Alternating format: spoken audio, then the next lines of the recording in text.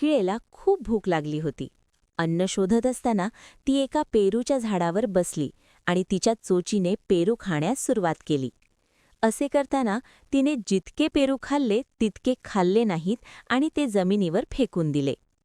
पेरूच्या झाडाला इतका कचरा सहन झाला नाही. कोकिळेला म्हणाला, "अरे कोकिळा, तुझ्यात आणि पोपटात काय फरक आहे? तो कमी खातो आणि जास्त नाश करतो, आणि तूही तेच करतेस." हे ऐकून कोकिळा चिडली आणि म्हणाली, "तू किती मूर्ख आहेस? तू माझी तुलना पोपटाशी करतोस? मी कुठे आहे, तो कुठे आहे?" पेरूच्या झाडाने विचारले, "कसे? जर मी माझे पोट भरण्यासाठी फळे खाल्ली तर मी तुला गोड गाणी देखील गाते, नाही का?" कोकिळा म्हणाली. पेरूच्या झाडाने थोडा वेळ विचार करून म्हटले, "तू बरोबर आहेस, पण जर तू फक्त पिकलेली फळे खाल्लीस तर ते तुझ्यासाठी सोपे होईल आणि माझ्यासाठी कमी वेदनादायक होईल, कारण पिकलेली फळे एके दिवशी पडतील." कोकिळेला खात्री पटली आणि ती आनंदाने सहमत झाली. तेव्हापासून ती फक्त पिकलेली फळे खाऊ लागली. पोट भरल्यावर ती अनावश्यकपणे एकाही फळावर टोचत नव्हती.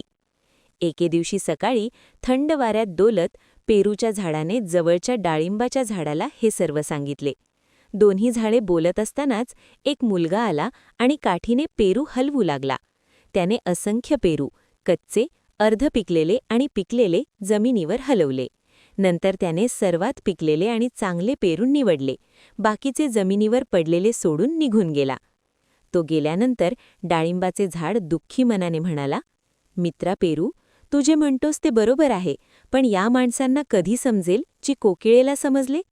डाळिंबाच्या रोपाचे बोलणे ऐकून जवळच उभी असलेली इतर झाडे आणि त्यावर बसलेले पक्षी विचारात हरवले. कथेचा बोध: पक्षालाही समजलेले सत्य माणसानेही शिकले पाहिजे.